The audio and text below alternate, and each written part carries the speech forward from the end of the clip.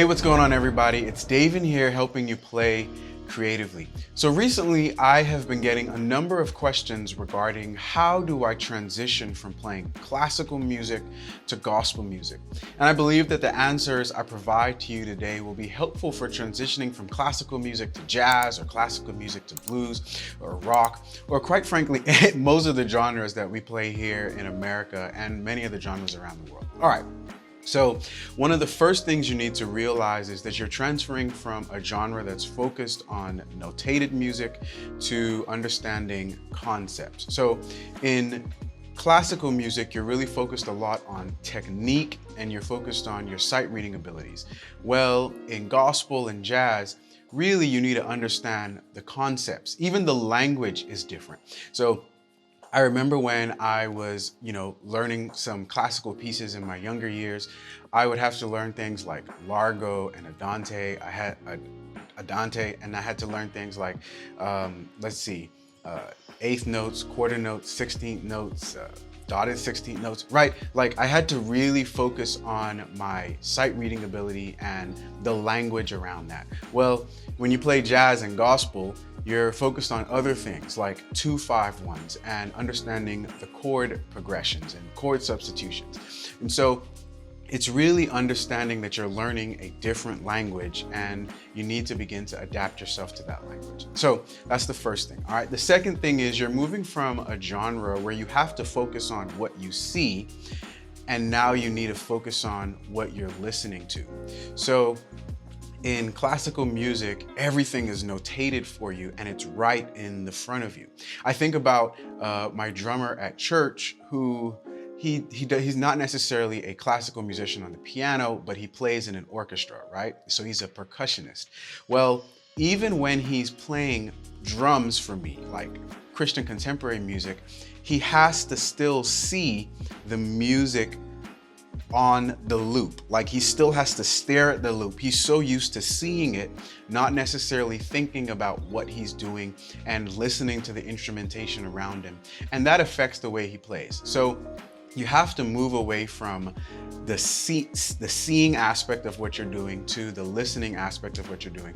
And so one thing that would be helpful is, quite frankly, to start listening to people that you like. Just listen. Don't try to focus on anything other than just listening and figuring out, what do I like, what do I dislike about the genre? All right, so that's one thing that will help you. And then when you begin to do that, your ear will naturally become more acclimated to the genre that you're trying to learn. All right. The final thing is you need to realize that you're going from, I guess I would say, square rhythms to more syncopated rhythms. So many of us understand that classical music has its influence in Europe, and a lot of rhythmic music has its influence in Africa, right? And so jazz and gospel are really taking the melodies and the chord structures, that concept that is found in classical music, heavily rooted there, and it's taking that and it's applying these syncopated rhythms that come from Africa, and it's putting those things together, and then it's really coming up with its own thing, right? So that's what you really have to understand. So I think about many of my classical piano player friends who have struggled navigating getting from classical music to, quite frankly, any other contemporary style of music. And one thing I would like to stress to them is the first thing they need to think about is, what are they doing rhythmically? And when I told one of my friends this is what he did. He started thinking about quarter notes and half notes. Okay, I'm gonna play more half notes here and more quarter notes here. No, that's not what I mean rhythmically. What I mean is you need to think about, what is the drummer doing, right? You need to think about what is the rhythm doing in the genre that you're trying to play. And then you're trying to either emulate the things that he's doing, or you're trying to complement the things that he's doing. So one example of that would be this. Let's say I'm playing the song, I guess the first song that comes to my mind is Our God is Greater, right? So, our God is greater, our God is stronger, God, you are higher than any other. All right, so the first thing I would begin to think about is my drummer is probably going to play this rhythm. Boom, boom, boom, boom.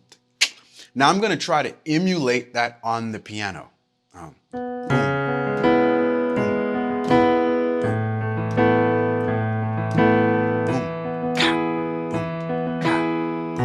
boom, boom. All right. So I hope you get the idea around that. And then I begin to add more to that. So like, but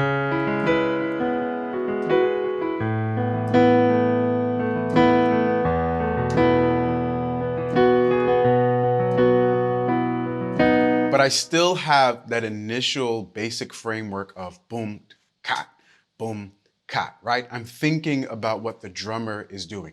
Well, if you apply that same thing to jazz and gospel, you get a lot more complicated rhythms. And then you have, quite frankly, you have to even think through those things a whole lot more when you're first starting off. Well, hey guys, thanks so much for watching. If you like content like this, do me a favor, go ahead and like and subscribe. Also, if you would like to understand the language more of these subjects, so like jazz and gospel, go ahead and check out my website at play-creatively.com, where you can find everything you need to grow in this genre that you're studying. Well, until next time, remember this, keep watching, keep learning, and we'll all keep growing together. I'll see you guys next week.